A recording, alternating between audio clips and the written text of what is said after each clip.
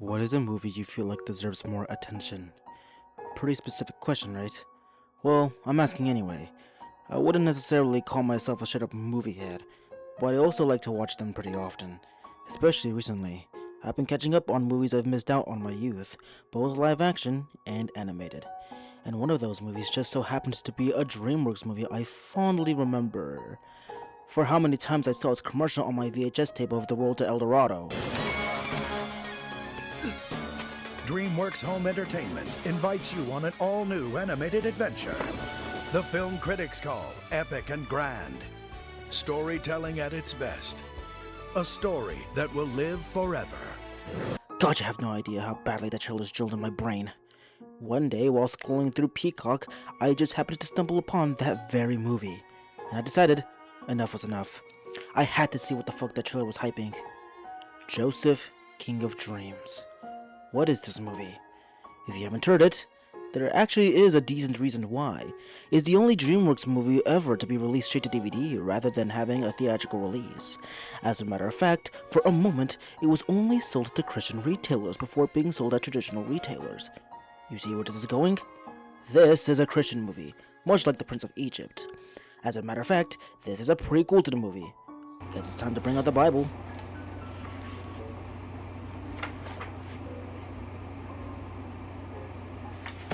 Fine, I'll bring out the real Bible. I have it on my phone anyways. This movie is a take on the book of Genesis, the first book of the Bible, hence why this movie is considered to be the prequel, which was a take on the book of Exodus, the second book.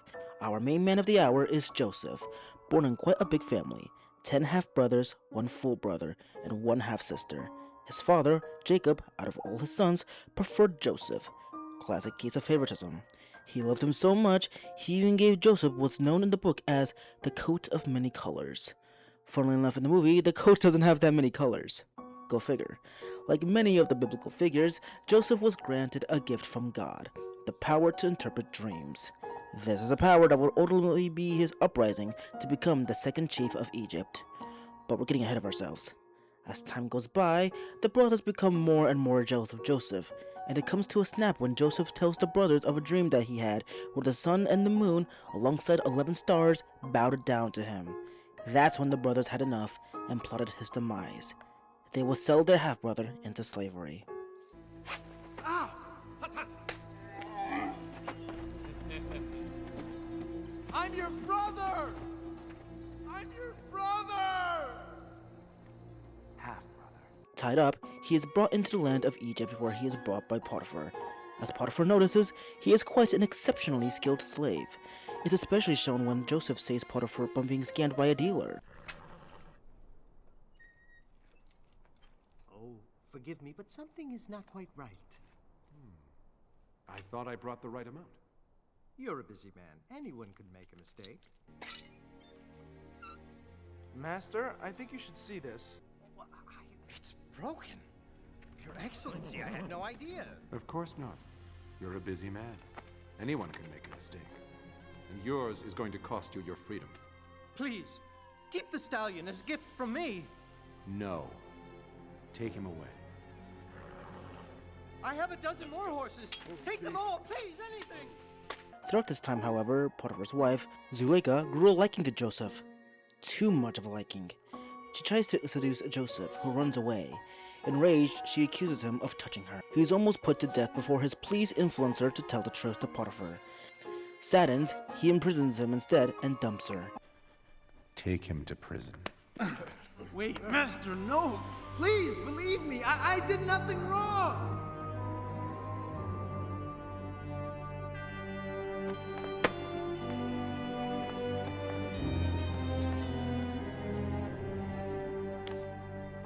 Joseph would be in prison for, according to the Bible, 2 years. During that time, a fellow prison mate tells Joseph of a dream he had. Joseph interprets it as the prison inmate's future. In 3 days, he'll be the Pharaoh's servant. Joseph begs the prison mate to tell the Pharaoh about his gift, but it seems as if the prison mate forgot about him after leaving the prison, which is backed by how long Joseph was in prison for. 2 years later, Potiphar lets Joseph out and sends him to the Pharaoh, who has been troubled by dreams that his servants can't explain. I'm told you merely need to hear a dream, and you can explain it. Not me, Your Excellency. The explanation comes from God. None of my wise men are magicians. None of my gods can help me. What makes you think your god is any different? Joseph once more comes into play, interpreting the dreams as 7 years of abundance and 7 years of famine that would come to Egypt. Trusting him, Joseph was renamed Zapnapanea and becomes the second chief of Egypt.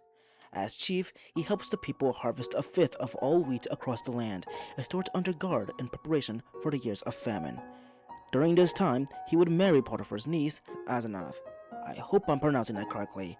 Considering the dream's time span, 7 years go by and the famine begins.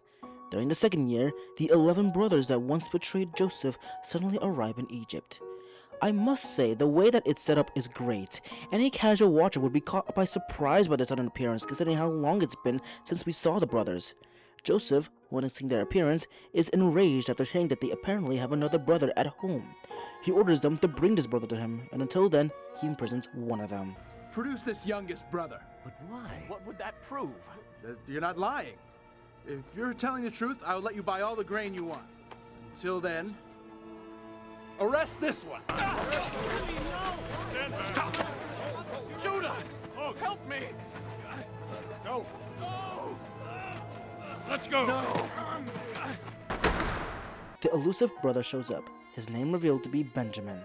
Joseph then frees the imprisoned brother and invites them all for dinner in his home.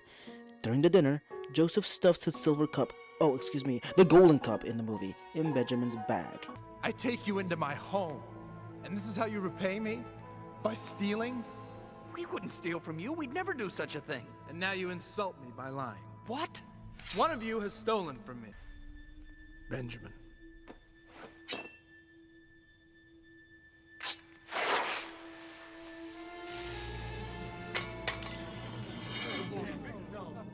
The favored one. Threatening to imprison him to test his brothers, the brothers plead Joseph to take one of them instead of Benjamin, admitting to the 20-year-long guilt and pain that they suffered after selling Joseph into slavery.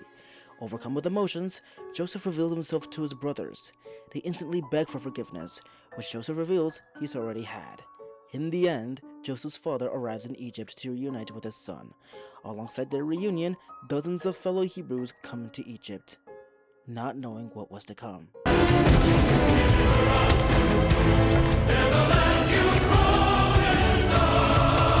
No, we're not gonna segue into the Prince of Egypt. Hush now!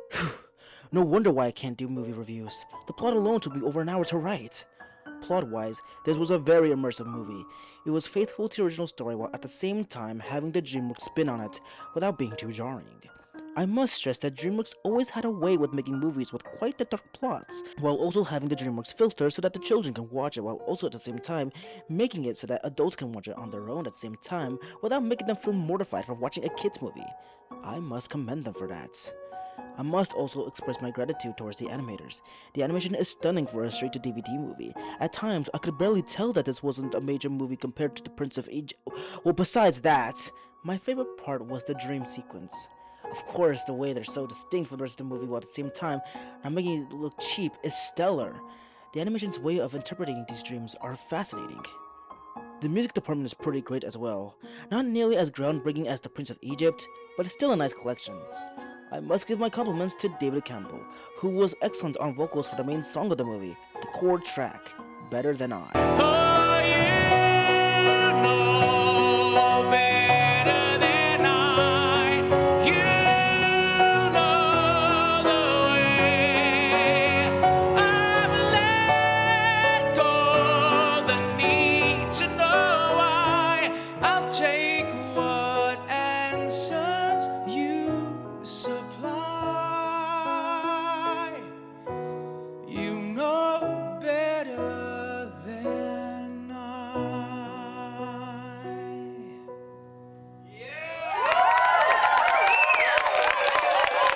This is a brilliant track. As much as I find listening to Christian music pretty awkward, as they always come off as pretty preachy and corny, this somehow made the cut from my library. It's utterly powerful and beautiful. More Than You Take was my second favorite. It's admittedly catchy, but at the same time, its vocal delivery is If there are some critiques I have, it's the character designs. While they are faithful to the original story, I do wish they were distinct enough. There were times where I genuinely couldn't tell who was who. Like, look at this. I genuinely thought that Joseph married Potiphar's wife after he dumped her until I had to search it up myself and realized that Zuleika and Asenath were very different characters. Hell, I'm pretty sure Potiphar doesn't even name drop her and just calls her my wife. Damn! My wife. My own wife? I also felt like the pharaoh in this movie was too similar to the one in Prince of Egypt, down to the very voice. Be still, Pharaoh speaks. Through this man, I have seen the future of Egypt. A bit of a stretch, but still something I kept in mind.